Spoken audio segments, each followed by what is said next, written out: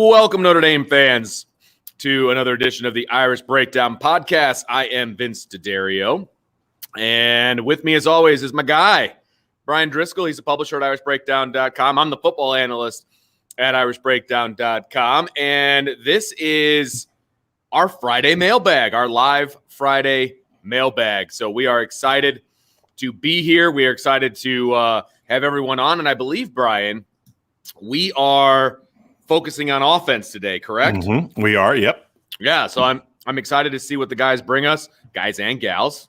Don't want to discriminate. Whoever, our fans out there. We do have a question from one of our ladies, so yes, awesome. we will get to that. Very good. It was left on Twitter because she couldn't make the show, but she had a really good question, I thought, and so we'll get to that. I'm looking forward to it. So offense focus today. So offensive recruiting, offensive philosophy questions, offensive game plan type questions, X's and O's. We're willing to jump into just about whatever you guys have for us on the offensive side of the football. And the show is only as good as our participation. So as your participation. Yes, that is right. So bring it on. Bring us whatever you guys have. And of course, we've got a couple of questions, Brian, I believe, from our listeners, readers that you've already kind of collected a little bit.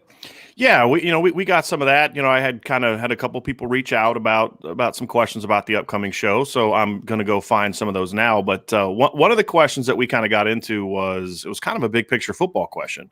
Okay, and it was sort of about trying to understand the air raid offense, and so because we talk a lot about some of the changes that Notre Dame needs to make and some of the differences that we need to see. I think the popularity of the air raid with a lot of fans kind of is one of those things. And so, he had asked, the question is from Tommy Leonard, and he asked, he said, the difference in the two air raid offensive styles between USC and UNC, North Carolina, and how both can be considered an air raid offense. The one thing you have to understand when we talk about offenses is, number one, there is really the only pure form of an offense is going to be with the originators of the offense. So, you want to see the pure form of the air raid, go watch Mike Leach. And if Hal Mummy's coaching somewhere, go watch Hal Mummy. But as was the case with the West Coast offense, if you want to see the pure form of the original West Coast offense, go watch Bill Walsh, film, right, from San Francisco 49ers.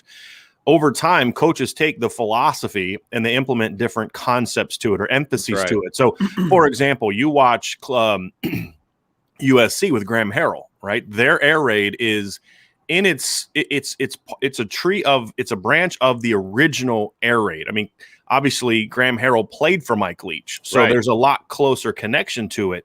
And so you see a very pass-oriented offense. It's about spacing, 4 or 5 receivers. The running backs in the running game, the running back is as much of a receiver as he is a running back when you watch that offense. And in the run game, a lot of times it's just a complement to the pass game. It's sort of a let's keep them honest by running an inside zone or a G wrap or a counter or a draw or something like that. That is it in its original form. And what you have to understand is that doesn't mean they don't appreciate what a run game can give. They just get that out of the pass game. Right. They're going to run a bubble screen instead of an outside zone or a pitch play. So those are the quick things that you have to understand about it.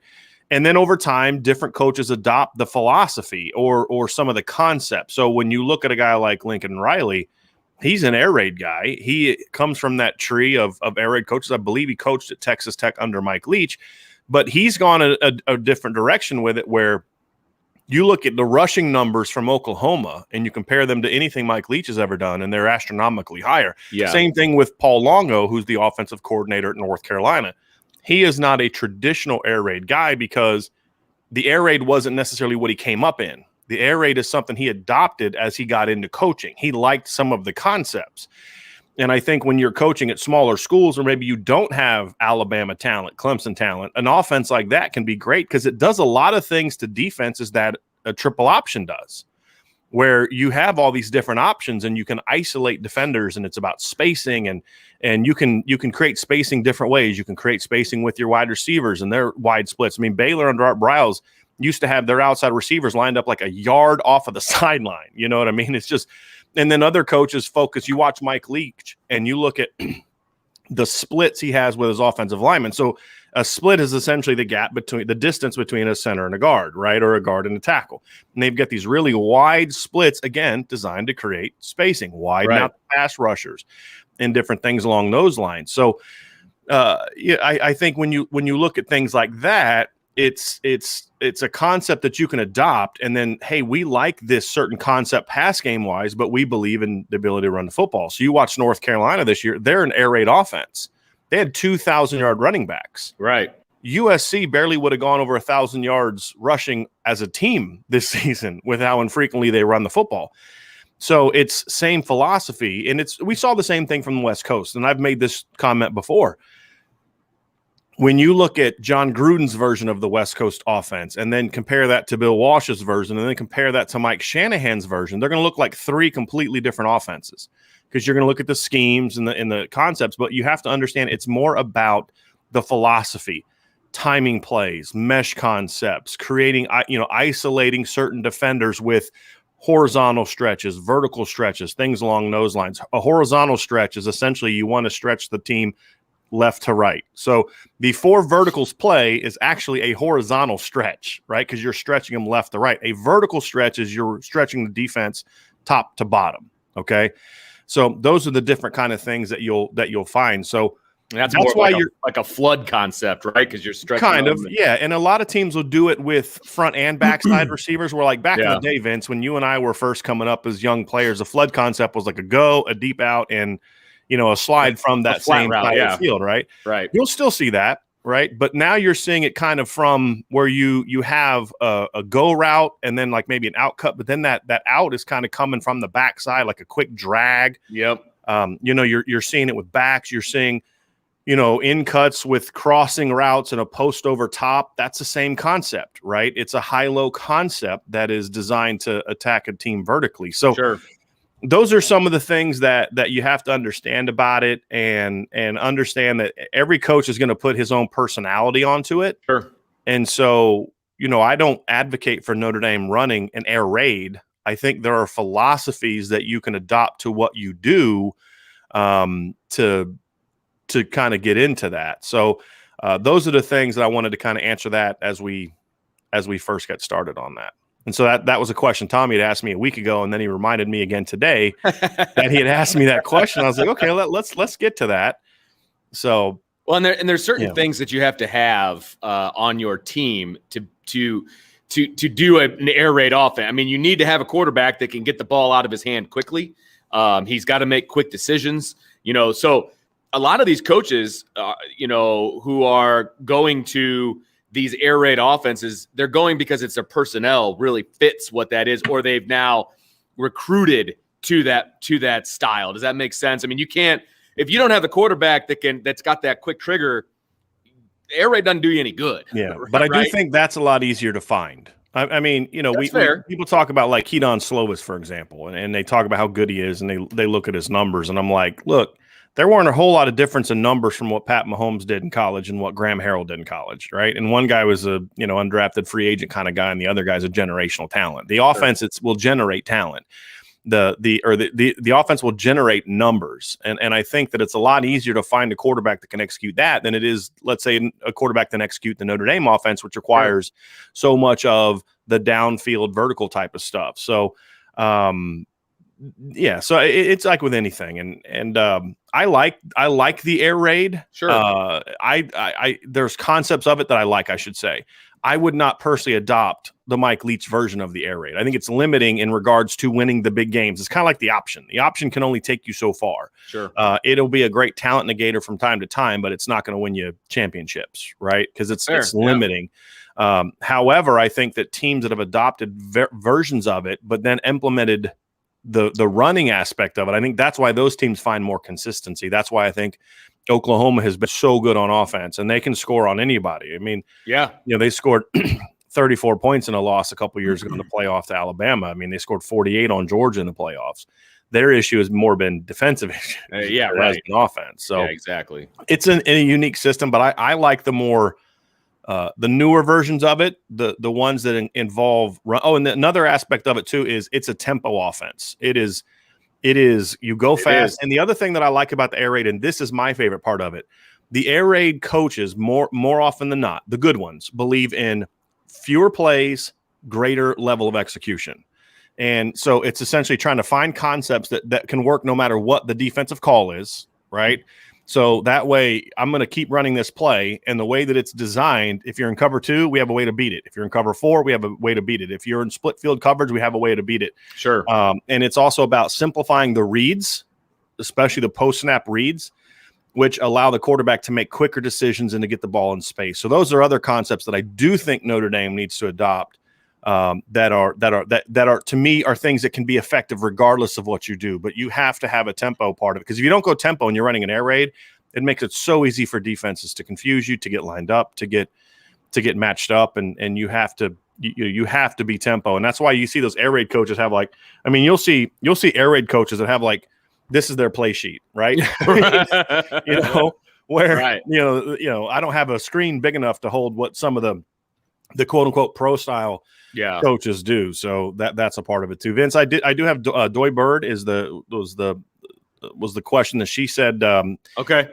She said she actually didn't say this has to be for the mailbag, but here I want to answer the mailbag because it's a good one. She said, "What if Xavier Watts and Lorenzo Styles switched to defense?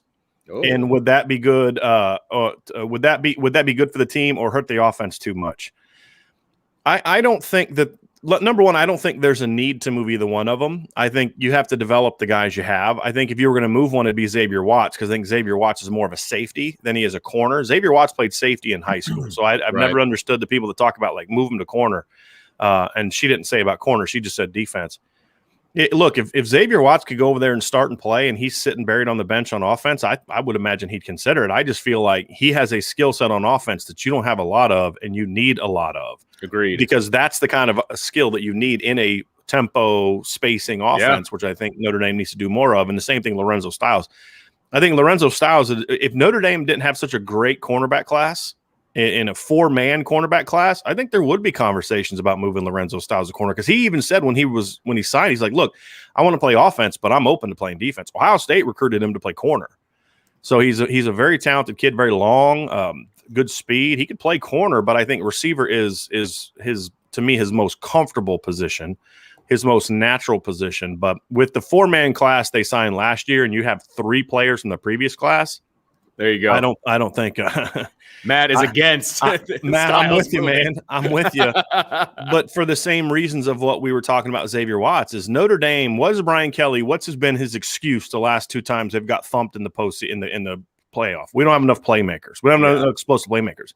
So you're not then going to take 2 of your most explosive playmakers and move them to defense. Sure. And so, but I understand the concern from Doy here, because there are a lot of question marks about the secondary. And then you look at an athlete like Lorenzo Styles, and then you look at how Xavier Watts was basically just wasted this year. Well, look, he's too athletic not to find something for. So I'm sympathetic to that notion, but I think that those guys need to stay on offense. I think there's enough talent and athleticism and length on defense to have a really good secondary. It just has to be developed, which would also be true if you move those players. Brian, do you want to tackle that the question that came in at 108, or do you want to move on to the next one? We can do that. It's kind of a 3-parter. Yeah, I just wanted to make sure. All right, so I'm going to throw it up here. So part 1 is, Brian, why did you get out of coaching? Part 2 is he's going old school, or she. It just says user. So how do you think George O'Leary would have done if he had not lied on his resume? And then pretty blunt right there. Hilarious. And then number 3. Why do some coaches change their coaching style that made them so successful, i.e., what got Kelly to ND from Cincinnati and CMU? So a lot going on there. Yeah. So let me take the first one. Why did I get out of coaching? For different reasons at different times. I got into coaching for 5 years right out of college. Loved it, enjoyed it, but just really I went through a personal period of time, and I don't really care to get into it. Some things happened to a good friend of mine, and I just was at a time where I just kind of needed to get some things organized with my life. And so I took a step back, and during that time I met my wife. I went to seminary. I was going to get into college campus ministry because I felt like my calling was in a different direction. And while doing that, I got an opportunity to start kind of doing this, and I just fell in love with it, and fell in love with being able to kind of cover Notre Dame, and because I'd grown up a Notre Dame fan, and got all the way through seminary. I just had my final project to do, and then I got offered a job working, cover Notre Dame for another website, and took it. And, obviously had a conversation with my wife about it. And I wasn't really looking to getting into coaching, but I had a friend of mine who at the time was coaching at Notre Dame, and we kind of talked, and he had, an opportunity arose to get back into coaching at the Division III level. I took it. I enjoyed it for 2 years. It was my first time coaching as a married person. So my wife was able to experience that because she and I met after I had got out of coaching. Yeah. And so she got to experience that. And I think that was a really fun part of our life and marriage because, I didn't make a lot of money, but, we did what we had to do. But we'd have my receivers over every Thursday night before games for dinner. And so my wife would make these big, huge spreads. And the first time she did it, she's like, well, you coach receivers. They're all kind of skinny guys. So she made a certain amount of food, and we were maybe halfway through the kids going through the line, and it was gone. So she's panicking. She's running out to the freezer, getting food, and just trying to, heat up some lasagnas and stuff. But after that, and I loved the thing that I missed about it then is the relationships you build with young people and just the ability to have an impact on people's lives. That's my favorite part of it, but there's a lot of other parts that you don't miss and that I don't miss, especially coaching at that level. You work 14, 15-hour days. You're in the car a lot, traveling and recruiting, and it's not for a lot of money. So I took a big pay cut to get back into coaching. And then there were other aspects of it that I remembered that I'd kind of forgotten about things you have to do to climb up the ladder that just don't fit my personality. So I enjoyed it for 2 years, but I decided to get back into doing what I'm doing now because honestly, my wife didn't sign up for that.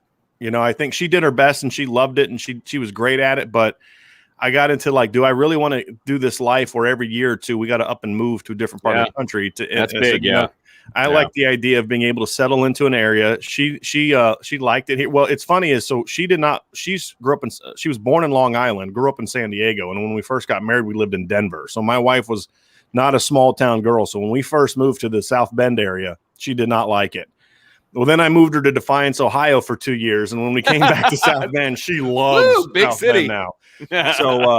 So that was really my ulterior motive to doing that. So that's why I got out of coaching. And honestly, I just kind of like the stability of it. And stability is not something the Mike Elsons of the world are rare, where you can find a place and grow raise your kids and those kind of things. And I just didn't have any desire to continue to do that. The second question, how do you think George O'Leary would have done had he not lied on his resume? I think George O'Leary would have been a lot like Brian Kelly was his first 6 years. 8-5, 9-4 every year, good team, and then the occasional 11-12 win team. We've got that real veteran team or that great defense. I think he would have had a couple of those, and we saw that kind of at UCF and Georgia Tech. You'd have good teams, and then occasionally you get the right quarterback. When they had like Joe Hamilton and you're able to succeed. But I don't think he would have been a next level coach. I don't think he could have done the things that Brian Kelly has done the last 4 years, for example. We wouldn't have seen stretches, in my opinion, like we've seen the last 4 years. But I think he would have been a more consistent coach. He would have been Bob Davie without the downs, right? Not sexy, not flashy, hard-nosed, good defense, run the ball, but they wouldn't have been as inconsistent. They would have been better on offense, right? Okay. That would have been the other thing, depending on who he would have hired. So I think he'd have done a solid job had he not fudged some things on his resume. The third part is, why do some coaches change their coaching style that made them so successful, i.e. what got Kelly to Notre Dame from Cincinnati and Central Michigan and Grand Valley, I would add to that. I think it's a problem that is more unique to Notre Dame than it is anywhere else. And I think a lot of that is because Notre Dame has a support system, a financial backing system, a coaching and an alumni system. All of it just kind of is about the tradition. And I think that the tradition has gotten lost because if you go back and look at Newt Rockne and Frank Leahy, they were innovators, especially Newt Rockne. They were innovators. Oh, yeah. Now it's like kind of like, well, you have to do it like Lou did it. No, you don't.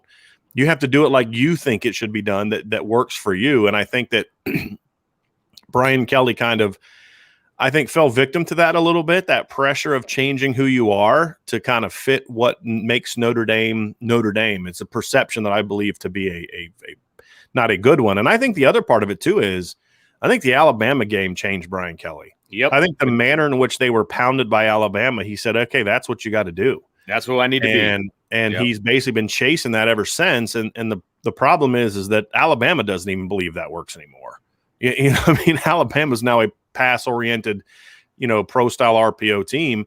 And I think that the reason that was not good for Brian Kelly is because Brian Kelly was an innovative coach. He was ahead of his time in a lot of ways. I mean, we've talked about this on the show when we talked about, Brian Kelly needing to go back to his roots.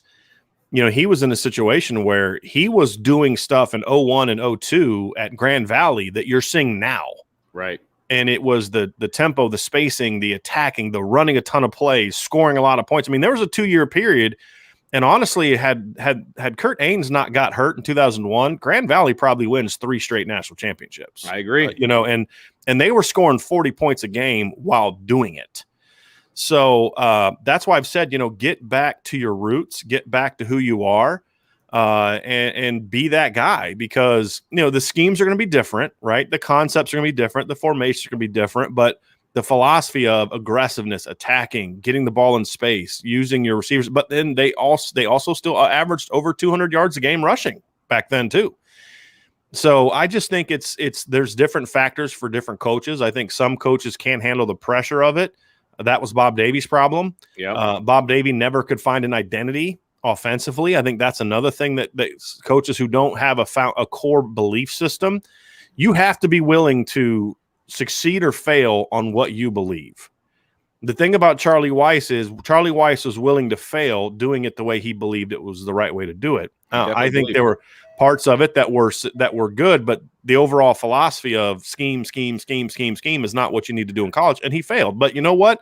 He never blamed anybody else. He said, look, you don't come to Notre Dame to win 6 games a year.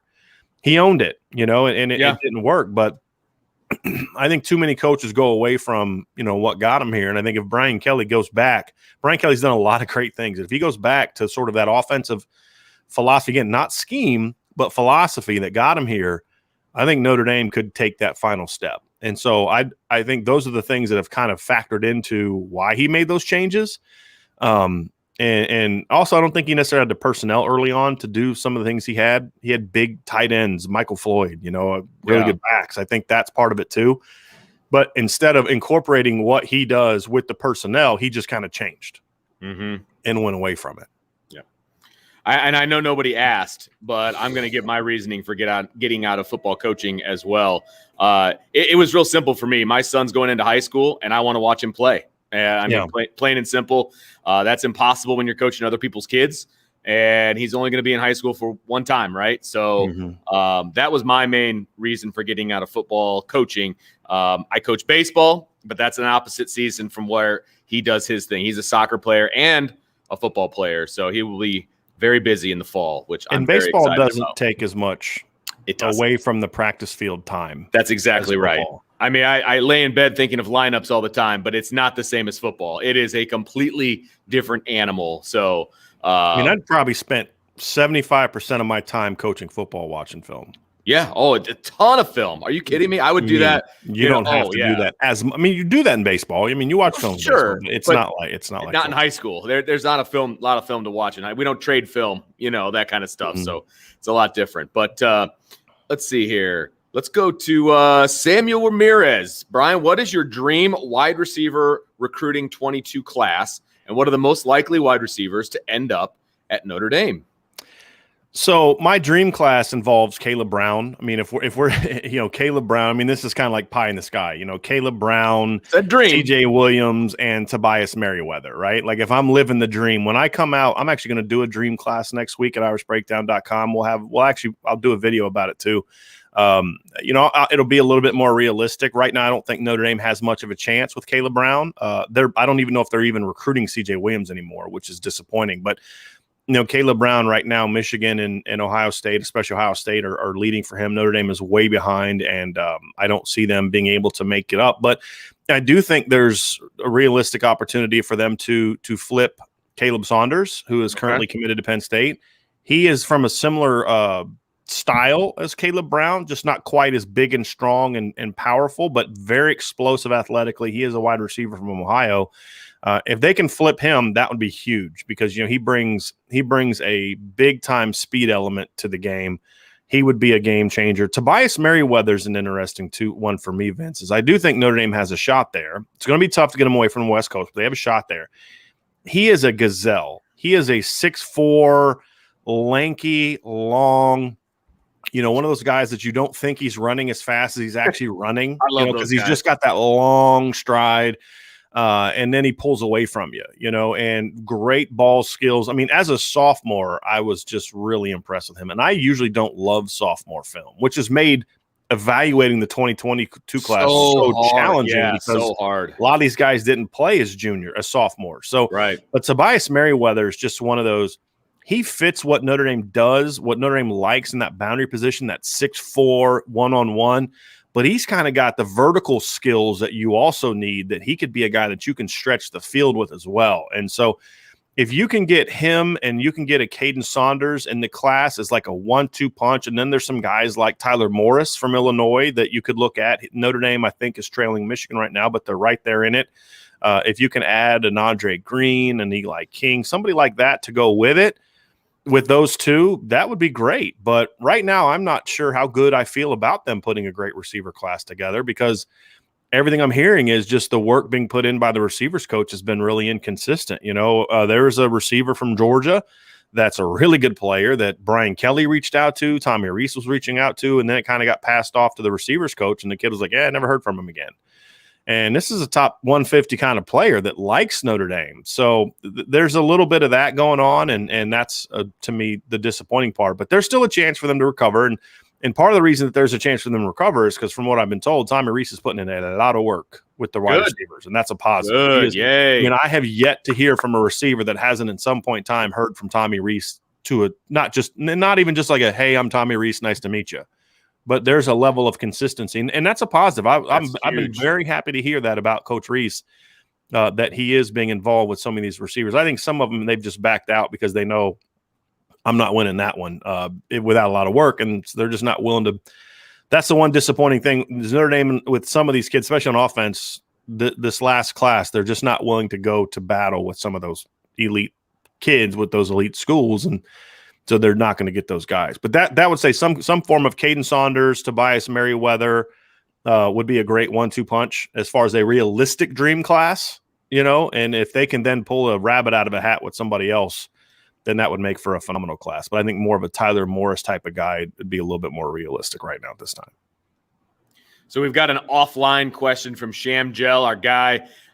Break down the quarterbacks offered for the 22 class. How do they compare to what is already on the roster? So first of all, Notre Dame offered Drew Aller yesterday, which I was thrilled about. You've been talking about him for a while. Oh, yeah. Yeah. He is an interesting kid because if you're someone who likes player comps, he's Josh Allen from the Bills, right? Like super raw prospect. He's a guy that as a quarterback's coach, I would love because there's so much. He's like a wild stallion, and you got to break him first. But when you do, boy, he's going to be something special. Yeah. 6'5", 220, prototype NFL size, that prototype size, I think, which I don't think is as relevant anymore. But if you can find it, great. Yeah, right. It's just not, to me, as needed as it was 15, 20 years ago. Big time arm. But he's also sort of a modern quarterback in that he's not like a 6'5", drops in the pocket, hit your reads, make your throws, which is kind of how I see Steve Angeli. Steve Angeli is a traditional pocket passer. This kid is more of a gunslinger. This kid will throw 3/4 over the top, sidearm, off platform, and he's a gunslinger. He understands touch. He will hit touch. I watched him in the one full game I watched. He bangs a corner route from maybe 15, 20 yards for a touchdown from the far hash. Now, the far hash in high school is a lot farther than the far hash in college, and just floats it right over top, just drops it in. I mean, it was just a gorgeous throw. He's real raw, though. I mean, that's the thing you have to understand is you may not see it on the highlights, but when you watch him in games, you're like, he'll sail a couple, and you're like, oh boy, you got put a little bit too much mustard on that one, and he'll rush this through his reads because he's still an up and coming quarterback. I think he only started like maybe half of his sophomore year, and then of course he's played 10 games this year, so he's still developing. But you just can't find this kind of physical talent very often. And this is a kid that's been on campus in Notre Dame in the past, likes Notre Dame. So my hope is that they can make a hard push for him, because if they were to land, if he wanted to commit tomorrow, he's a take. Steve Angeli for me is not a take right now. I'd want to see how some other guys perform. Ty Simpson's another kid they offered. He's not coming to Notre Dame. All the crystal balls at 247 Sports are for Alabama. A week before that, they were all for Clemson. That's kind of who the battle is. Notre Dame's not in that one. They waited too late. And I'm okay because I'm not as in love with Ty Simpson as the National Recruiting Services are. I don't know if his skill set's going to translate as well. I'd rather have Drew Aller or my other favorite quarterback in this class, which is Gavin Wimsatt from Kentucky. Right. Yeah, I know there's an article on irishbreakdown.com about Wimsatt. Right. I did a breakdown of him. Yeah. And he's a raw kid, needs some polish, but he's more polished than Drew Aller. Really loose arm, live arm. He also can throw off platform, but he's more of a natural pocket passer, I think, right now than Drew Aller. And the thing I love about Gavin Wimsatt is I had somebody say, is he a lot like Brandon Wimbush? And I was like, no, not at all. Because Brandon Wimbush to me in college was a runner first, thrower second. Gavin Wimsatt is he's a quarterback that happens to be really athletic. And what I like about that is he'll run around, but he's always got his eyes downfield looking to throw. He's not that guy that, if it breaks down, kind of like Lamar Jackson was coming out of high school. Lamar had to learn to kind of sit in the pocket, go through your progressions, make your throws. And when he did that at Louisville, he was a really, really good quarterback. I mean, he was a tremendous, tremendous talent. Well, Gavin already kind of has that natural feel of he wants to throw it first, but if it breaks down, he'll take off running. Okay. And a lot of his runs in high school, a lot of his production are on scrambles from pass plays. It's not designed runs. So he's not a guy you're going to call 15 power reads and read zones for. He's more of a RPO. He's more of from an athletic standpoint, more of like an Ian Book type. He's a better athlete than Ian Book was, but more of he's going to throw it in a lot of his production. Like Ian Book ran for a lot of yards in Notre Dame. Not a lot of it was on like designed quarterback runs. It was scrambles. And I think that's where I think Gavin Wimsatt would fit that, but he just has better overall arm talent. Now, he doesn't have the power as a thrower that Drew Aller has, because Drew Aller has a bazooka. Gavin Wimsatt doesn't have that kind of arm talent, but it's plenty good enough. I mean, he's got a strong arm. It's just not that cannon that Brandon Wimbush. That's another reason I don't think he compares to Brandon. Brandon Wimbush had a bazooka for an arm. He just couldn't always harness it the way you need it. Sure. I think Gavin Wimsatt would be a lot easier to harness his talent because there's so much natural. He just, you watch guys, Vince, and you're like, this kid's really raw mechanically, but this kid was just born to play quarterback, right? Like he just gets it. He's a natural. He's smart. He has a feel for it. That's Gavin Wimsatt to me. You get him with the right quarterbacks coach who can work on footwork and timing and progressions and all that. He's got a chance to be a special player. And he's a top 50 ranked kid too. So, to me, they have two quarterbacks on the board right now that have offers that if they wanted to commit right now, I'd take it. And that's Drew Aller and Gavin Wimsatt. If one of those two guys wanted to come, I'd take him right now. There's one other quarterback they haven't offered that I think they should offer. And that's Sam Horn he's from the state of Georgia. He is a top 50 caliber player too. He has a lot of interest in Notre Dame. They're still sort of in the feeling him out process. I don't know if they're going to recruit him or not. He is a pure pocket passer. To me, he is a better, stronger armed, a little bit more he's definitely more athletic version of Mac Jones in high school. When I say Mac Jones, I'm referring to sort of that style of play, right? But better physical tools and really smart kid. Plays against, the best competition. They played Grayson twice last year. Once in the playoffs, once in the regular season. Grayson's a powerhouse down there, so he plays big time high school football.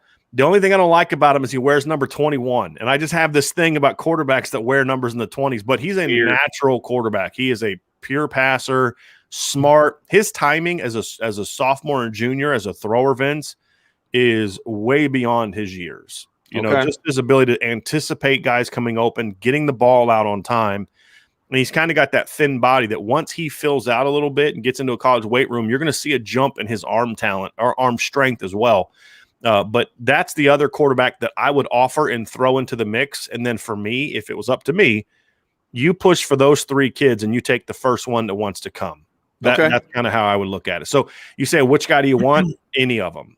So Aller, Wimsatt, or Horn, you give me any of those three guys in this class, that's big time. Because what I feel Notre Dame needed in this class is a guy that can challenge the guys already on campus. Yep. Say, well, Tyler Buckner's the future. Well, so then you're not going to take a guy that maybe might be better than him someday. That's what you want. But the other part of it is that I like about Aller and Wimsatt is if you take a super high ceiling player that needs more time to develop, then that's perfect.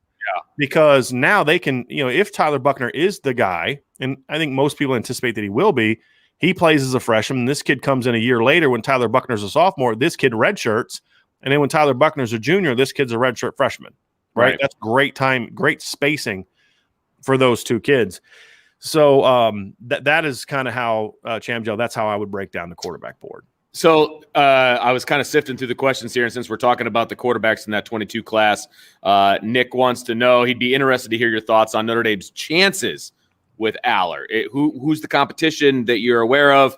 What are Notre Dame's chances? I know you said you take them, but who are they competing against? I think they have a very good chance. I mean, his offer list, Vince, has really just started to take off.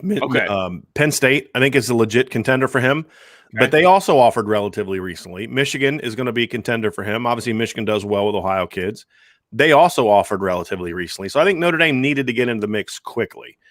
They were about 2 weeks away from being too late. So I'm glad that they offered I would have liked to see them offer earlier, but that's fine. I mean, you're still in a relatively early window. I'm glad they did their due diligence or whatever. But they offered, and I think they're going to be a legit player. It's not a situation where, I think he's going to commit tomorrow, but – right. But if they put on the full court press, they're gonna be tough to beat for him. Like I said, this is a kid that's visited Notre Dame before. This is a kid that likes Notre Dame. This is a kid that, I had one conversation with him, and there was he was very, his answers were very what you'd want a smart big time quarterback to be. But you can just, when you've been doing this as long as I have, you kind of get a sense of, yeah, he's just saying that because he thinks that's what I want to hear. And then there's a sense you're like, okay, this kid's trying to be guarded, but you can sense there's a deeper connection or emotion behind his comment. Sure. And that's kind of the read that I got from him. But they got to put in the work. They got to put on because Penn State's going to put the full court press on. It's a big year for Penn State at quarterback, big year. And he's the kind of guy they want to get. And I was actually a little concerned so there was a time when it looked like Texas might try to flip the Ewers kid that's going to Ohio State, the kid from Texas that's the number one player in the country that's committed to Ohio State. If they would have flipped him, that would have made me nervous because then Ohio State would have got in with Drew Aller. But Texas went and signed that big time quarterback from California, so now Texas is good. They're not going to try to flip that kid, and I don't see anybody else flipping him from Ohio State. So. I think that would have been the biggest concern I would have had if Ohio State would have thrown their hat in the ring. Okay. Here's a fun one for you, Brian, from Omar. What will give first? Brian Kelly's unwillingness to play young wide receivers or his unwillingness to play Keys and Wilkins? So we kind of got veterans versus new kids on the block. I think this year we're going to see more of the younger players, the sophomores, because now they've been in the system a year, and I think they're going to project enough to where they have to play. Yeah, I think so too. My hope, Omar, is that they do both. Look, I'm a big believer that you can make a 5-6 man receiver rotation work. Yes. I'm a big believer in that. And especially if you have guys that are sort of specialists, like certain guys have certain roles. Braden Lindsey shouldn't have to know 27 different route combinations. There's 18 of those routes I'm never going to have him run. Exactly. Right? Yes. So I want him specializing in what he does. I want certain guys doing certain things. And so Kevin Austin needs to know it all, right? He's got to have all of it down. George Johnson should know all of it. Agreed. I don't need Xavier Watts in 2021 to know 27 different routes. Eventually, but not right. But in 20, right. I need him to know about 8, right? And some of those are variations of each other. There's a cross, a drag, and a deep drag. That's 3 routes, but they're kind of the same thing, right? Yes, that is correct. And so those are the things I think you need to see and I think that's something that Notre Dame hasn't done a good enough job with. To Omar's question, why they haven't got those guys in is I feel like one of the things I loved about Clark Lee, and I think we're going to, as fans and analysts of Notre Dame, are going to like a lot about Marcus Freeman, is Clark Lee was really good at saying, okay, this is what this guy does well, so that's what we're going to ask him to do, right? And we're not going to ask him to do something he's not. Notre Dame's offense is the exact opposite. It's, he does these 3 things really well, but he doesn't know these 8 other things, so we can't play him at all. And I just think that's a really poor way of going about your business, and especially in today's era of football where most guys aren't staying 4 or 5 years. You redshirted Tony Jones. I mean, if there's ever going to be a running back to stay for a fifth year, it was Tony Jones, right? And he still didn't stay for 5 years. Yep. You redshirt Kyron Williams in 2019. Well, all that's going to mean is you only get him for 2 years instead of using him for 3. So those are the things that I look at, and I think that they need to start using guys. Hey, this is what this kid does well, so let's find a way for him to use that. And if there's some other ways that maybe we can do to create that, like you got a slot receiver that you offered to play quarterback. Have some fun with it, right? Use it. Give teams something to think about. But I think that's kind of what we need to see more of. And to Omar's question, I think if we see that, then the answer to his question will be both. But we got to see it first.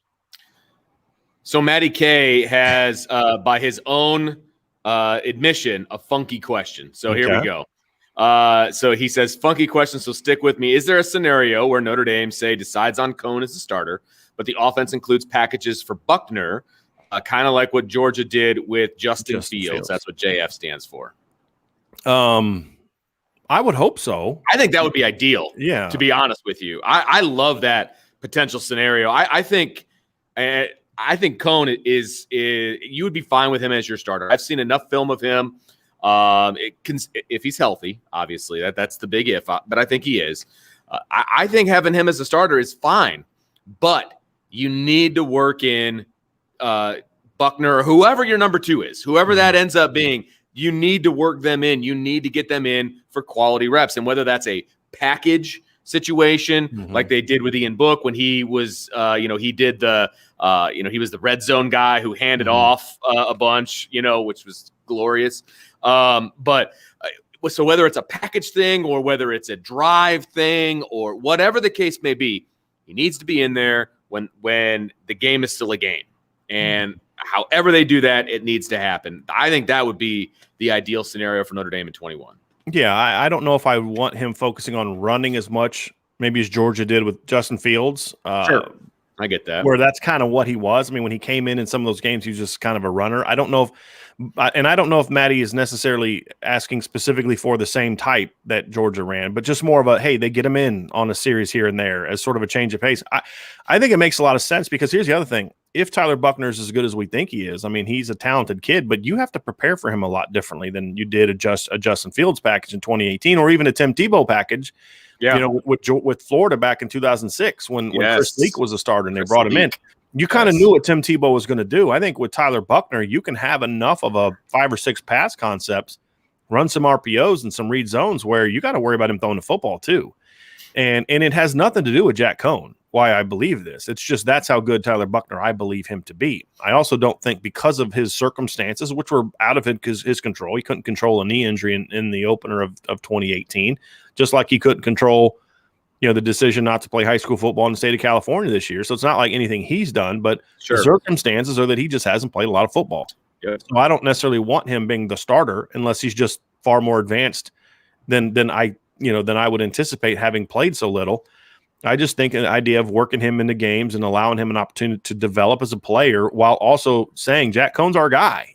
Jack's the guy. Now, if Tyler Buckner gets out there and he's just just crushing teams, then you play him more. Absolutely. You always play the best guy. If Trevor Lawrence part of the reason Trevor Lawrence got the start against Syracuse in 2018 was because when he got in the game, he played really well. Yeah. When he got in against Texas A&M in the first game of his career, Kelly Bryant was a starter, but Trevor got in, threw some ball, and he had some great throws. So eventually it was just kind of like it's so obvious that this guy's better than Kelly Bryant.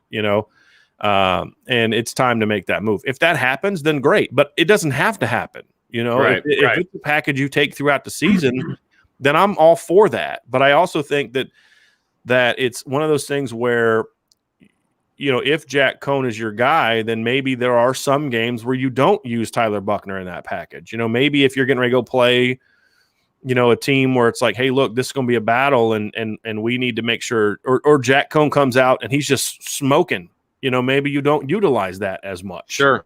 Except maybe in red zone or short yardage. So there's all types of things they could do. The point being, though, Matty, is I think Notre Dame needs to do what you're asking, which is they need to find a way. Unless he's just emotionally and mentally not ready to step on the field, there's always that. But I don't think that's going to be Tyler. Anyone that knows Tyler Buckner at all is not going to be worried about his mental preparedness for this stage. I don't think that's going to affect him at all, especially with him being an early enrollee. He's going to have all spring to work out any kinks that he might need. I think by the time we get to the fall, it's going to be very hard to justify him not playing in situations that aren't mop-up minutes. And I would say that's true even if Drew Pine beats out Jack Cohen. I don't care who the quarterback is. Right, that's what I'm saying. Yes, I agree. Tyler Buckner's too talented, and it's the same thing that that was said in 2018.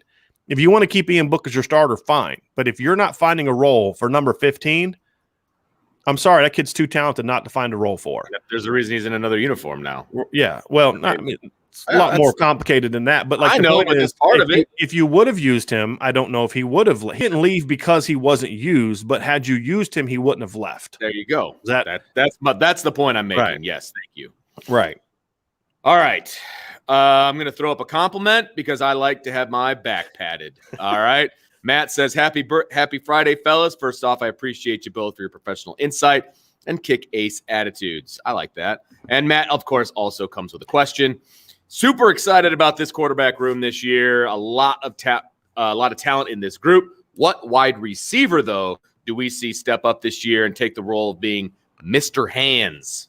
So first of all, I want to say something about Matt Lambert. Matt is a new father. So Vince, he has joined the fatherhood team. So congratulations to him. That's awesome. He has a little guy that looks just like his mother. And so that is good for the baby's future. But Matt is a new dad. So Matt, congratulations. And thank you for taking time out of what I know is probably an incredibly busy schedule to join us in the chat today. So he's got us in the background as he's doing other dad things, I'm sure. Yes. So yes. for you, yes, Matt. yes. That's awesome. Fatherhood is awesome. I wouldn't know. My dogs are of the 4 and 3-legged kind. So you're part of our family. My kids look up to you too. So there you go. Yeah, Cloud, I can semi-adopt your daughter. So anyway, as far as this question, what receiver do you see stepping up this year and taking on the role of Mr. Hands? I'm hoping it's Kevin Austin. That's my hope. Yes. Kevin Austin has tremendous ball skills. He has the kind of, and we've seen it. We've seen it in practice events. We didn't really see it in games because the opportunity wasn't there, although he had a nice sideline catch against Wake Forest in 2018. But we've seen it in practice. Him and Jurkovec, that last spring, I think it was the spring before the 2019 season, him and Phil Jurkovec I felt so bad for the second team defense because they just used to just brutalize the defense. Yep. Jurkovec would just put it right on the back shoulder and Kevin Austin would be running and you're like, oh, he doesn't see the ball. And then he would just kind of flip his hips real quick and make this back shoulder grab. You're like, that partnership was tremendous. And then I remember his first fall camp when he out jumped Dante Vaughn in the end zone for about a 15, 20-yard fade route. And you're like, well, that's some special ups and length right there. So, he is a kid that to me has the hands and ball skills to be, part Miles Boykin, but then he also has some of the after the catch ability that and some of the vertical speed that I think that Chase Claypool brought to the table. Because even though Miles Boykin ran a great 40 time, he didn't play as fast as Chase Claypool, in my opinion. He played more like a true big receiver, which is why I think partly he's struggling to have some separation issue in the NFL. He's not quite the dynamic athlete. He tested well, but athletics, that doesn't always translate to the football field. Right. He was fast enough to make some really big plays, but Chase was more of a smaller receiver trapped in a big guy's body, right? Mm-hmm. He brought some of that. And so I think Kevin kind of is more of a mix of those two, but he's more like Chase Claypool than he is Miles Boykin from a style of play standpoint. He's just not as big as Chase was. Sure. But I think that's the guy that I'm hoping steps up, because if it's not him, then I think another guy to keep an eye on is Jordan Johnson. He's another guy with tremendous ball skills, very strong hands, ability. He's just got glue for hands. He really can, and he can outplay people for the ball. We saw this in high school. I've seen a couple clips of it in practice, and I've heard from a lot of different people that he's just, it doesn't matter if you're on him or not. The quarterback throws it in his direction, he's going to go get it. And he just makes tremendously freaky plays in practice. So I think the tools are there. He just needs an opportunity to go out and do it on Saturdays. Well, and that was my 1-2 as well. And I have Austin above Johnson just because he's been there longer. He's the older guy. I kind of want him to be the alpha male, in this category because I still want to bring Jordan Johnson along. Not that I don't think Jordan Johnson could be that guy, because I think he could be. I just want to see Austin kind of take that leadership role, that kind of alpha dog role a little bit, and then let Jordan Johnson come in a little bit behind him. But again, Johnson could be that guy. Sure. He absolutely could be. That's the way I'd like to see it play. Yeah, and I agree with you. I think Jordan Johnson was ranked higher coming out of high school than Kevin Austin, but number one, Kevin Austin's 2 years older. And number two, I graded Kevin Austin as even higher than Jordan Johnson. Sure. I like Jordan Johnson. He was a top 50 caliber player, but to me, Kevin Austin was a different cat. He had, I would say, as much upside as any receiver Notre Dame has signed in the Brian Kelly era. It's just there are things, some in his control, some outside of his control, that have kept him off the field. But the talent is there. And as you mentioned, it's also there in a bigger package. Jordan Johnson's maybe an inch and a half taller than Jordan Johnson, but there's a lot more meat on him and a lot more strength on him than what Jordan has, just normally, much less when you compare the difference in how long they've been in the strength program. So I would agree with that. But to me, it's like if Kevin Austin gets hurt again or isn't ready or doesn't step up or whatever else, Jordan Johnson, I think should get the opportunity to fill that role. And, for me too, Vince, that's why you keep recruiting great receivers every year. Yes. So there should be no excuse for, hey, this guy got hurt. Okay, next dude that we recruited, step in. Right, get your shot. So that's what I'm looking for. Since this is a live, we get to answer some fun questions. So I'm going to throw Tommy's up there. How does Vince manage everything on his plate? I have a very understanding wife and a very understanding partner in Brian, because he is able to find my windows so that we can do all this fun stuff together with Irish Breakdown. But I've got a radio basketball game to do tonight, and obviously I'm at school and family and everything else. But it's very carefully. I like being busy, and that's okay.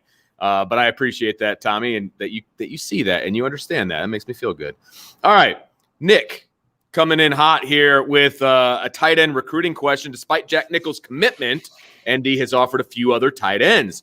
Do you see Raridan as a possible X receiver? Could they see Mitchell Evans as an offensive lineman getting to campus? So a couple of those tight ends maybe moving positions, Brian. I do not see Scott Raridan. Look at me. I'm calling him by his dad's name. I did not see Eli Raridan as an X receiver. I don't think he has the speed. I think his skill set would diminish as an X receiver. Having said that, he's a tight end who you can do certain things with, including occasionally putting him outside and allowing him to match up because he's so big. I mean, he's 6'6", 6'7", definitely got his dad's length. That's for sure. And of course, there's also another tight end that was recently decommitted from Penn State that they're making a push for. And I believe it was Tom Loy at 247 Sports recently put a crystal ball in for him to Notre Dame. So, I'm really curious what's going on at tight end, because you've got, like you said, you've got Mitchell Evans in last year's class. I don't think Mitchell Evans is a guy that they recruited to play offensive line. Now, could it happen? Sure. Because, one thing about Mitchell Evans, he showed up on campus every bit as 6'7", probably 6'6", 240, but he looks like he's 12 years old. I mean, if you ever seen a picture of Mitchell Evans, he looks like he's a little kid. I mean, and what I mean by that is he's like Michael Mayer showed up on campus looking like a grown 23-year-old man. I mean, right, exactly. The point being is, like, when you look at some kids, they got the baby face, they've got, the build of, he's got a very young body, which means you get that guy in Matt Bayless' strength program, who knows what's going to happen. I mean, he could add 60 pounds and you're not even trying to add 60 pounds, and it just naturally takes care of itself. I don't, however, think that's their objective, at least early on. Could it happen? Sure. Do I hope it happens? No, because then I think that'd be a wasted scholarship. And now you sign 6 offensive linemen in one class, and 2 of them are huge projects, and another one is just sort of a depth guy, so that to me would not be an ideal situation. I'm just curious. I don't want to speculate too much, but I just there's got to be something more that we're not necessarily seeing or being told about the tight end recruiting. Because it looks like, from my understanding, is they wouldn't necessarily pass on either Stace or Raridan. Yeah. Which is like, well, that doesn't make a lot of sense. You're not going to take 3 tight ends in a class, even if you have Mitchell Evans moving to offensive line. So I'm very curious to kind of see what happens here. And that's all I'm going to say. Because like I said, I don't want to speculate too much on that, because that may be unfair, because it would be speculation. It's not something I'm told. But I do think there's more to this that eventually is going to become clear over the next month or two. DJ has an interesting question here. He says, what position group do you think could hold the offense back other than coaching? I don't think there is one. That's tough for me. So to me, there isn't one. Now let me say this. If Notre Dame runs the offense that they did this past couple years, especially in 2020, then the offensive line will hold the offense back, right? But again, I still view that as a coaching problem, because if Notre Dame went to more of a tempo, not again, when I say tempo, I do not mean they're going to look like Chip Kelly's Oregon team in 2010. Right. That's not what I'm talking about. I'm talking about just a normal tempo, RPO based team where you take some of the pressure off the line with your scheme, with your perimeter pass game, with those type of things. This offensive line is going to be just fine. If you ask them to play the same way you did last year with a group of guys that had 140 career starts, then yeah, you're setting them up to fail. And even though most fans will probably look at it and say, the offensive line struggled, it's a coaching problem, because you're asking the offensive line to do things you should not ask the offensive line to do. Take some of that pressure off of them schematically with your tempo, with your perimeter pass game, with those types of things, and I think they'll flourish. So, and as far as like kind of that next level offensive line, we did a one-on-one interview yesterday with Robert Hainsey on the website. It's on the website, podcast, and YouTube. Which was awesome, by the way. One of the things he talked about at the very end of that interview was he talked about Andrew Kristofic, Quinn Carroll, and Tosh Baker, and kind of what he sees from them. So he's very high on them. He talked about even one of those guys maybe switching positions and thinking that guard may end up being his best position. So it was a very interesting conversation. It was so fun to see him outside of the Notre Dame environment, just talking and really sharp kid. But I think back to the question that DJ asked, I think it would be offensive line would be the thing that holds them back. But ultimately, I would still point that back to a coaching issue. I think there's going to be enough talent on the offensive line that if you protect them this year the way that you can schematically, and a lot of teams do now schematically, they're going to have more talent in their offensive line next year than North Carolina had in 2020, and they put up almost 600 yards a game. So I think that I don't think there should be anything holding them back talent-wise, barring major injuries. If Kyron Williams goes down and Chris Tyree, pulls up, with a bad injury, then okay, yeah, running back could end up being a little bit of an issue. If Michael Mayer goes down, or there's always that part of it, right? But I think even then, Notre Dame has the depth where there's not one injury that could happen that would just crush their rotation. That would have to be multiple injuries. Well, Brian, it's the clock says 2, so I have to run because I have to feed myself before I have to go back and mold some minds. So I am going to hand it off to you. I'm going to give you the proverbial handoff here and let you take it home for us. And but I've really enjoyed this, everybody. Thanks for tuning in. This is one of my favorite parts of the week. There is no question about it, and I can't wait to jump back on next Friday when we do this again. So thank you. And we'll let Brian steer the ship home. But Brian, I will talk to you later, sir. Thanks, Vince. So Matt Romero here asked a question. To me, BK is always looking at top programs and saying, what are they doing? Then emulating that aside from run first to and stout line. I don't see his true identity. Prove me wrong. I think, Matt, there's something to that. I wouldn't necessarily say that he's always looking at top programs and saying, what are they doing? Because if he was doing that, then we'd see him make the changes that we've talked about. Because look at Clemson, look at Alabama, look at LSU. They're all doing the things that Coach Kelly's been reluctant to do.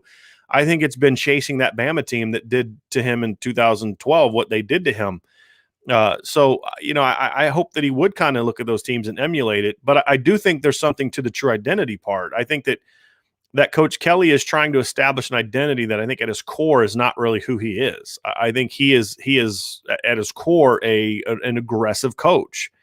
And that's why I don't think what he's doing now works as well. I think what he's doing now is geared more towards we have better players than most teams we play. So let's make sure we're conservative and not turning the ball over, not doing things that might give a Pitt or a Northwestern or Louisville a chance to upset us. It's about winning those games and then kind of accepting the fact that, hey, we can't beat those big teams. I think they can, and that's why I think the changes that they need to make need to be made. But I think that I do think they have an identity. It's physical downhill football. I think that if they make the changes that I would call for, that's part of the reason I think Notre Dame can make those changes, because I think that part of your identity doesn't have to change. If you go tempo and try to create a more efficient, explosive pass attack, that doesn't mean you can't be physical and can't run the football. I think it actually makes your run game even better. So I think he's got a foundation that they can build upon. It's just you need to expand upon that foundation if you want to take that next step as a program. Mule Skinner asks, what do you expect with Jack Cohn as the starting quarterback? More of an emphasis in the run game for this year? I think that we'll see an emphasis on the run game, but not because of Jack Cohn or his skill set requiring that. I think if we see that, it'll because Brian Kelly wants to keep doing what they've been doing. I think Jack Cohn is a very smart quarterback. I think Jack Cohn doesn't have a big arm, but he's got a very quick release. He's accurate. His understanding of anticipation, going through progressions, getting the ball out on time. And he's a guy that'll take some chances. I mean, I've seen him make throws at Wisconsin where he's got one-on-ones and he'll take that back shoulder attempt, and he didn't have the weapons at Wisconsin that he's going to have at Notre Dame. So if they went to more of look, to me, physically, I think he could execute what Alabama did this year. He's got enough arm talent to attack the ball down the field. I mean, he's not going to throw 60-yard bomb post routes, but that doesn't have to be a part of what you do. He can attack vertically. He can attack down the field on the outside. He can attack over the middle. He can throw the deep drags. He can throw the back shoulders. He can throw go routes in one-on-one situations. So, and with his intelligence, I think he could lead a more tempo offense that is geared around an efficient and effective and explosive pass game. I don't think his skill set is not limiting to that. I think if we see a conservative offense again, it's going to be because that's what Brian Kelly wants, not necessarily what Jack Cohn has to do. So let's go down here.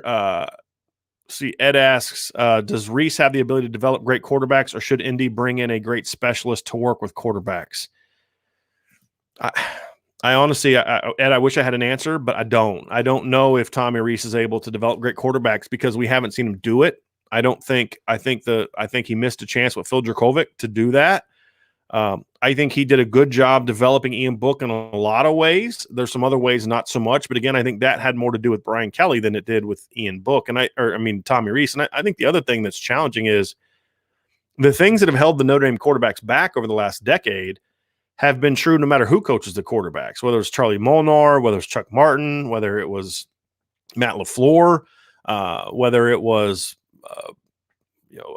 Mike Sanford. It really hasn't changed. It's been an issue that I think goes much deeper than whoever the quarterback's coach and offensive coordinator is, and goes into Brian Kelly and how he handles quarterbacks. But I think Tommy Reese is a really smart coach, and I know I've been critical of him being hired as the offensive coordinator when he was, but I've never doubted his ability as a coach. I've talked to sources that at Notre Dame that are pretty honest guys who've been critical of parts of the program that say, look, Tommy's got tremendous knowledge and talent as a coach. I think he still needs to evolve like every young coach. I mean, when I was a young coach, there were parts of the game that came naturally to me because I had experience either as a player or a young coach in it. And there were other concepts and philosophies that were kind of new to me that I had to kind of experience with to go through it. And that's why I think you see Tommy Reese more comfortable with an Ian Book than he was with a Phil Dracovic, because he is more used to that Ian Book style. So to me, that next step for him is being able to develop more of an outside the box quarterback, a more mobile quarterback, a quarterback that was unlike him as a player. And I think that is going to be the next step. But I have confidence in Coach Reese. I do. I think he's only going to get better. And I am really curious to kind of see what this year is, because this is an opportunity for him to develop a veteran and a young player at the same time. And that to me is ultimately what determines being a great developer of quarterbacks, is coaches who are able to put a new quarterback in year after year and thrive, like Lincoln Riley at Oklahoma. It's because of the development you also put in when they're not the starter.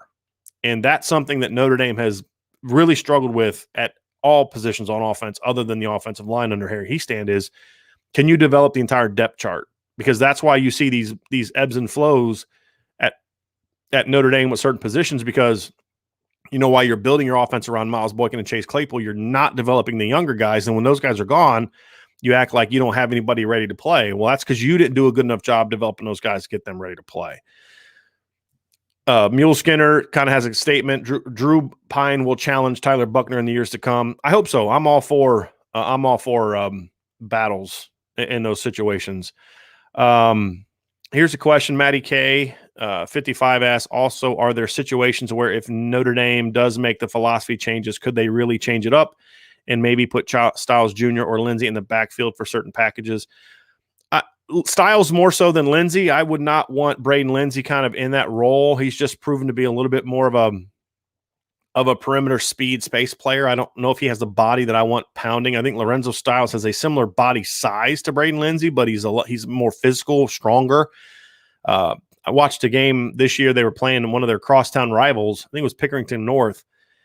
And they put him in the backfield, and he runs through the hole, and there's this safety or linebacker right in the hole, and he just puts his shoulder down and runs through him. I mean, it's an impressive play. And then you watch him at corner, and he's extremely physical corner. So I think you could do that. But to me, the guys I'd rather have do that are the bigger, more elusive guys than the speed guys. I'd rather see an Avery Davis do that. I'd rather see a Xavier Watts do that. But even then, those things are fun, and I'd like to see Notre Dame do some of that stuff. But that's not your bread and butter, right? Like you're not beating Alabama because you did that 15 times in a game. It's just one of those things where it's more of a philosophy of being creative, willing to do different things. One week it may be the Wildcat. The next week it may be a throwback pass to your tight end. I mean, there's just all types of different things that you need to do to kind of keep defenses off balance. And that's just so much an important part of modern football that we just don't see enough of from Notre Dame. We saw a little bit of this from Chip Long. I think of the reverse he had against USC last year.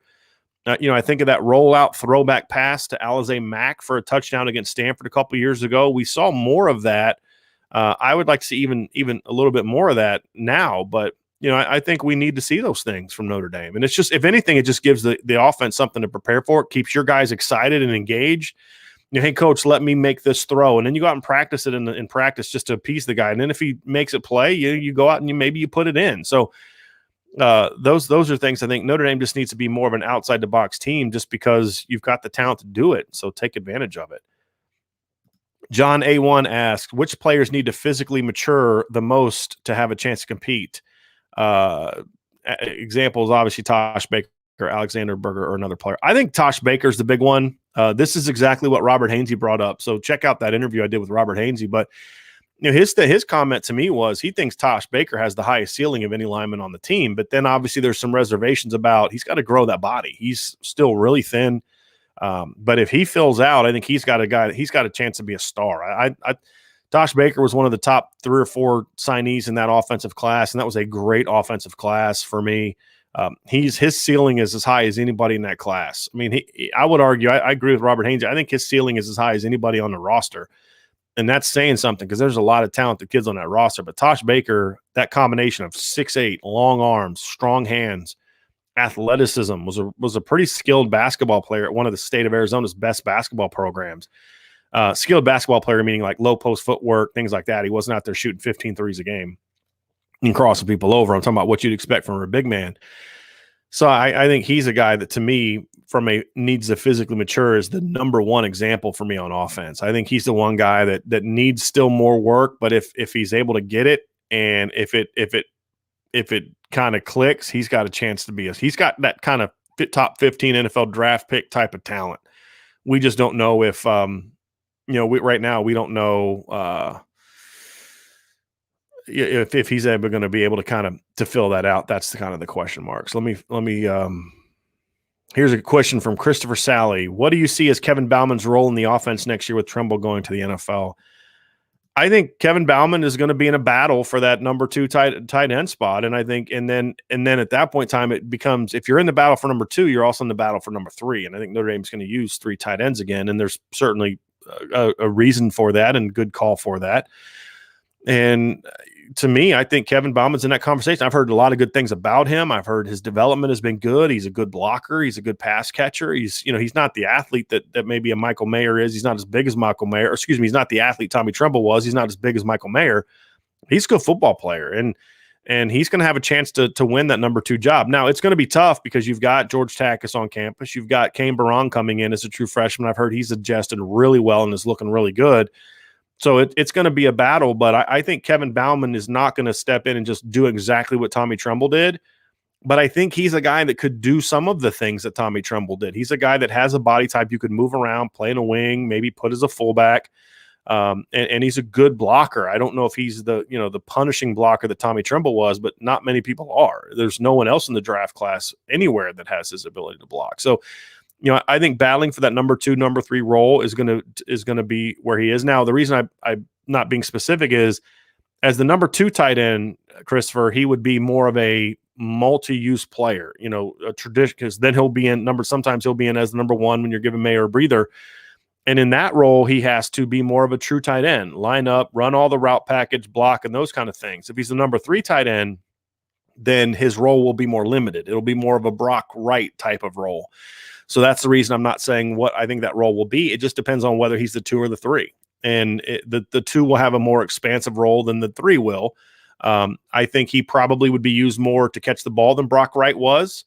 But it would still be a very similar role, 15 to 20, 25 snaps a game, short yardage, goal line stuff, and then the occasional, usage out of that. And then, of course, sometimes maybe he's the number 2 in the 2 tight end set when you're giving another guy a breather.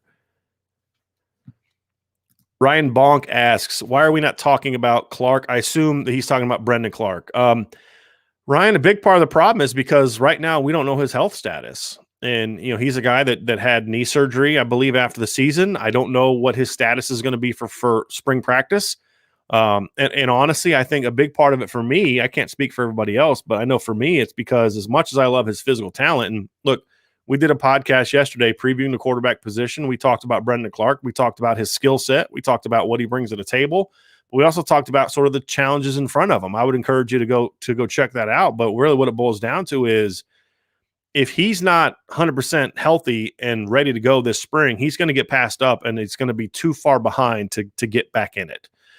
That's just the reality. And that should happen at programs like Notre Dame. When you're recruiting the way that you should, guys that get hurt or guys don't develop fast enough just get passed up. And it's unfortunate for that kid, but that's kind of how it should work for a healthy program. Omar Austin asks, do you think Notre Dame will truly use 2 halfbacks, running backs this season? Omar, I think they will. And the reason I'm more optimistic about that than other things is because for me, I think we've seen it before under Brian Kelly. 2011, they used Sear Wood, Jonas Gray a lot together, not necessarily at the same time, but they used them both. 2012, we saw a lot of Theo Riddick and Sear Wood. And we even saw some George Atkinson getting mixed in there in normal mix. I mean, there was really 3 backs that you would see when the game was on the line that season. 2015, not as much, but we did see 2 backs. I think that 2015 was different because when Torian Folston got hurt, they didn't have the confidence to use Josh Adams more, which they should have. But they didn't move CJ Prosise to running back to sit the bench and just spell Torian Folston. They moved him to running back in the spring thinking they were going to have a good 1-2 punch with Torian Folston and CJ Prosise. That is something that I know from having conversations with people at the time, that is something that they were certainly looking to do.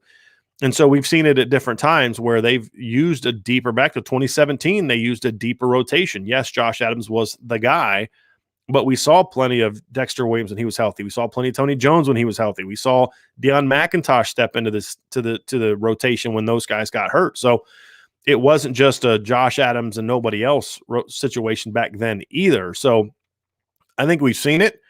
I think that we'll see more of it this year, especially now that Chris Tyree is going into year 2. I will be shocked if Notre Dame doesn't allow Chris Tyree to be a bigger part of the offense while still also emphasizing Kyron Williams. And I think it would even make for a more expanded role for Kyron Williams. I could see look, to me, Kyron Williams could be a better running version of Clyde Edwards-Helaire from LSU. And he went late in the first round. And now I don't know if he'll test as well in the 40 and all that, but Kyron Williams' ability to catch the ball out of the backfield as a traditional running back, to block, he needs a lot of work from a technical assignment standpoint as a blocker. Those are areas where he struggled, but his willingness to block, his power as a blocker is impressive. And then, of course, he's a good runner, but he also now brings an element where you can line him up in the slot and isolate him against safeties and linebackers, and he can do damage as a route runner. So, and then you have Chris Tyree as your running back in those situations. So I think there is a lot of opportunity there with two players, and I'd be shocked if we don't see that. John A1 asks, if Jarrett Patterson stays inside at center or guard, who are the best options for left tackle? That's a great question.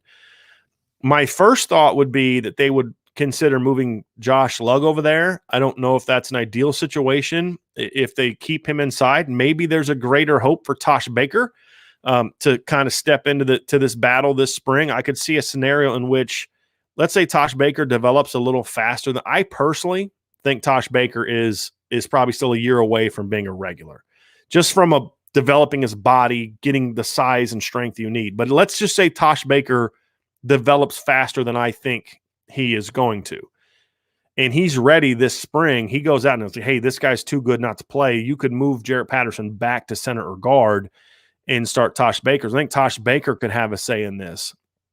I've heard people mention Blake Fisher. I don't know if Blake Fisher's a left tackle, especially early in his career, but who knows? He's an incredibly talented kid. So I'd say Josh Lugg would be an option. And then if Andrew Kristofic has a big spring, he's played a lot of left tackle for Notre Dame as the backup to Liam Eichenberg the last couple of years. So there are plenty of options. I just think that, to me, Jarrett Patterson has the combination of experience, athleticism, and talent that he could make the fastest transition. But part of that is just understanding the rest of your group and how do you get the best five together. If there's a greater level of confidence in one of those younger tackles taking over left tackle, then obviously you would want to keep Jarrett Patterson inside. Let's see if we have anything else. Let's see here. Here we go. David Knight. See, David, you had to get the defensive question in there, didn't you? But you're my guy, so I'm gonna ask this anyway. What do you think about Riley Mills and his potential to contribute next year? And is he inside, outside, or both?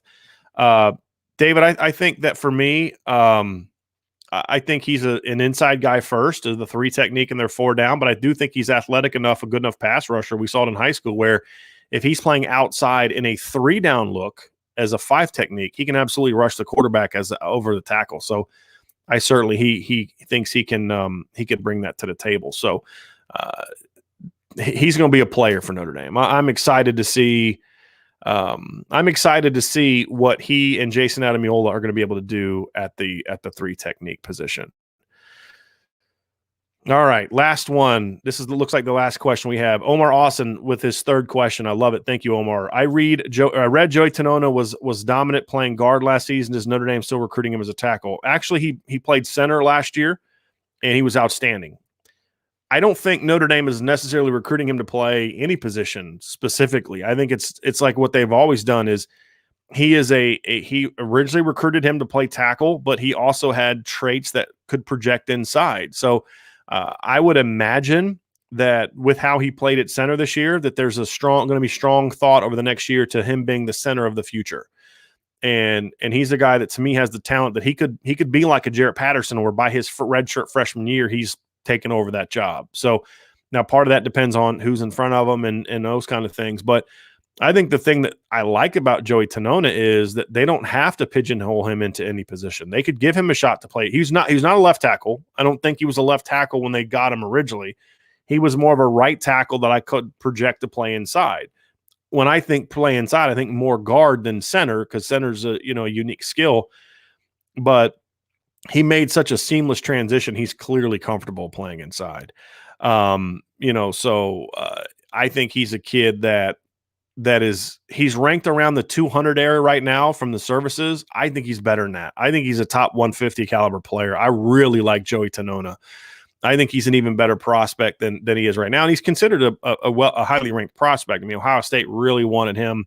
Notre Dame obviously got in and was able to get him in the class. It was a huge pickup. He's never going to get in my opinion, the sort of the